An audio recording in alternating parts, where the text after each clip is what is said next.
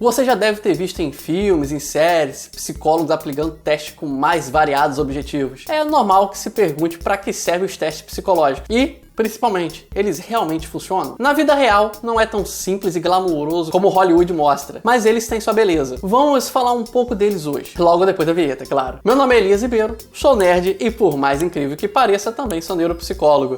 Bem-vindos ao... Numa realização Newbie Produções. Psiconerd.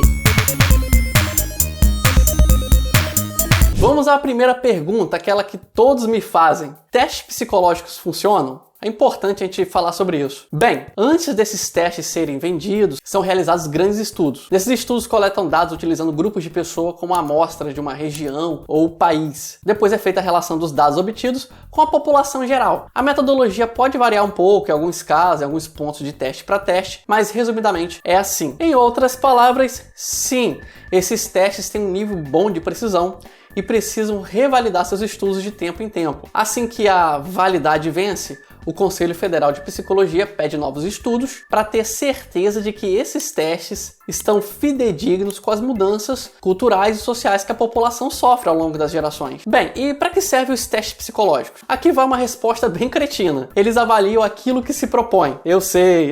Meu professor da faculdade me respondeu dessa forma e eu achei muito vago. Mas vamos à resposta mais longa. Cada teste tem um objetivo. Alguns medem a inteligência, como já falamos em outro episódio aqui no Psiconerd. Outros testam a atenção, outros a personalidade e por aí vai. Cada teste tem um propósito, mas no fim das contas, eles geralmente querem saber o quão próximo de uma pessoa normal você está. Vamos usar os testes de QI como exemplo aqui. Se eu digo que alguém tem 100 pontos de QI, eu estou dizendo que ele tem a inteligência normal. Mas se eu disser que ele tem 80 pontos, eu estou dizendo que ele está um pouco abaixo. E se ele tiver 120, ele tem um QI alto. Em outras palavras, um teste de QI mede o quão próximo de uma pessoa normal você está. Agora, como saber se um teste é válido? No Brasil, apenas psicólogos podem aplicar testes psicológicos. Por isso, esqueça testes de internet, revista ou qualquer uma dessas alternativas que aparecem por aí. A grande maioria dos testes também precisa de interpretação, já que alguns fatores podem afetar o seu desempenho e inclusive invalidar o teste, precisando ser substituído por outro teste. Bem, resumidamente, é isso. É só para tirar uma dúvida.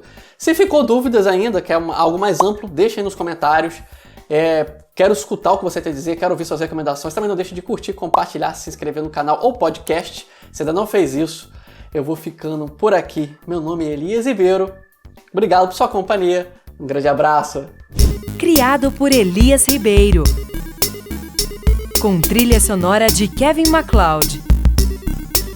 Curta nossa página no Facebook Psicólogo Elias e no Twitter e Instagram Alceman.